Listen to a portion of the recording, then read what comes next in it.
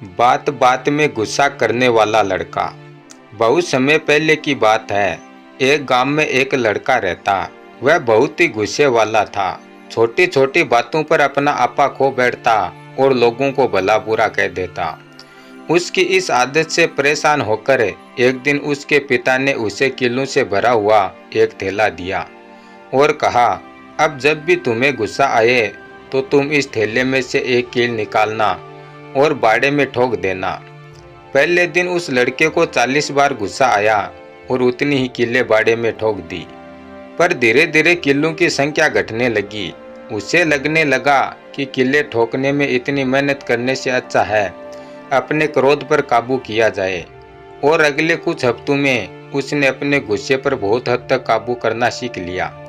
और फिर एक दिन ऐसा आया कि उस लड़के ने पूरे दिन में एक बार भी गुस्सा नहीं किया। जब उसने अपने पिता को ये बात बताई तो उन्होंने फिर उसे एक काम दे दिया। उन्होंने कहा कि अब हर उस दिन जिस दिन तुम एक बार भी गुस्सा ना करो, उस दिन इस बाड़े में से एक कील निकाल देना। लड़के ने ऐसा ही किया और बहुत समय बाद वो दिन भी आ गया जब लड़के ने बाड़े में लगी आखिरी कील भी निकाल दी और अपने पिता को खुशी से ये बात बताई।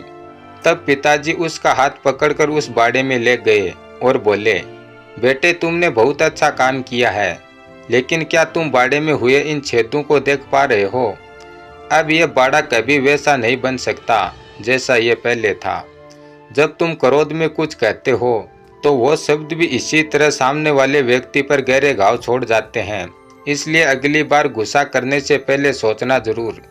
इस कहानी से हमें यह सीख मिलती है कि गुस्सा तो कुछ देर बाद शांत हो जाता है, लेकिन गुस्से में कहे हुए शब्दों के घाव अगले पर हमेशा के लिए रह जाते हैं। इसलिए अगली बार गुस्सा करने से पहले सोचिएगा जरूर कि क्या आप भी उस बाड़े में और कीलें ठोकना चाहते हैं।